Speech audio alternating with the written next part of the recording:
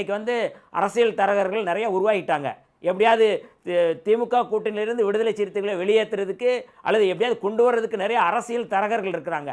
அந்த வேலை வந்து விடுதலை சிறுத்தைகள்கிட்ட எடுபடாது. நாங்கள் மிகுந்த உறுதியோடு இருக்கிறோம், மிகுந்த தெளிவோடு இருக்கிறோம். இந்த கூட்டணி வந்து தொடர்வதை தவிர வந்து வேற யாரும் ஏதாவது வந்து ஆசையில வந்து காத்து கிடக்கலாம்.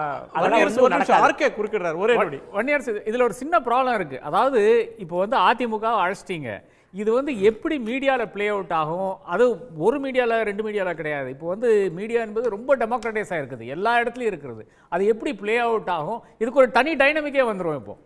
அப்போ அந்த தனி டைனமிக்கை வந்து எப்படி எதிர்கொள்ள போறீங்கன்னு தான் பிரச்சனை. அதாவது தோற்றம் என்பது, அதாவது நீங்கள் அழைப்பு என்பது யதார்த்தமாக அழைத்திருக்கிறீர்கள், அவர்களும் யதார்த்தமாக ரெஸ்பாண்ட் பண்ணியிருக்காங்க. ஏன்னா அவர்கள் வந்து செய்ய வேண்டிய வேலை அவர்கள் செய்யவில்லை, நீங்கள் செய்கிறீங்க. அதாவது நீங்கள் செய்யலாம், யார் வேணால் செய்யலாம், நிச்சயமாக நானும் செய்யலாம், நீங்களும் செய்யலாம். எனக்கு இதில் வந்து உடன்பாடு கிடையாது. ஏனென்றால் இப்போ இருக்கின்ற நிலைமையில நாம் பார்த்துருக்கோம், சவுதி அரேபியா நாம் மாற வேண்டிய அவசியம் கிடையாது. பீகாரில் இருக்கின்ற அவலம் நாம் பார்த்து கொண்டு தான் இருக்கிறோம். அதாவது நார்த் பீகாரில் அந்த நேபாளை ஒட்டி இருக்கின்ற இடங்களில் வந்து இப்போ எத்தனை அதிகம் மதுக்கடைகள் வந்து நேபாள் சைடில் ஓப்பன் பண்ணியிருக்காங்கன்னா கணக்கே கிடையாது.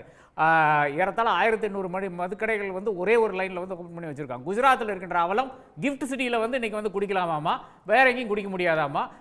அதே நேரத்தில் நீங்கள் வந்து அகமதாபாத்தில் போனீங்கன்னா உங்களுக்கு ஒரு பெர்மிட் கொடுத்துருவாங்களாமா.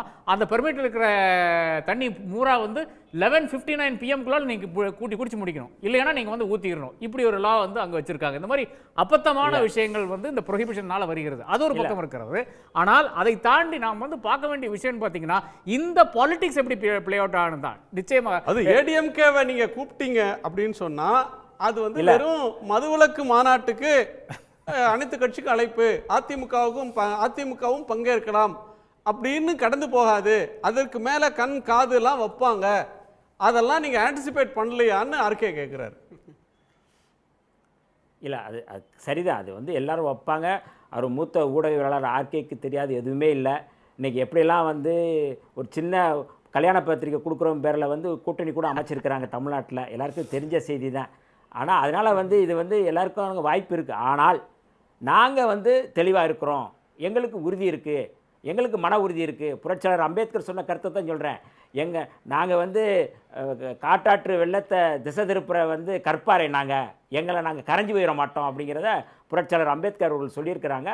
அதனால் நாங்கள் இந்த கூட்டணியில் தொடர்வது அப்படிங்கிறதுல வந்து எந்த மாற்று கருத்தும் இல்லை.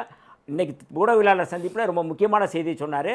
யாரை கூப்பிடுறது அப்படிங்கிறது அடுத்த கட்டமாக கட்சியில் வந்து உயர்நிலைக்குழு கூடி நாங்கள் வந்து அது முடிவெடுப்போம்னு சொல்லியிருக்கிறாரு. அதனால் இது வந்து ஒரு காலிங் தான், ஒரு அழைப்பு தான்.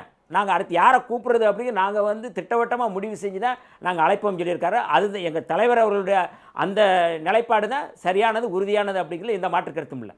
உடனுக்குடன் செய்திகளை தெரிந்து கொள்ள சன் நியூஸ் பெல் ஐகானை கிளிக் பண்ணுங்க.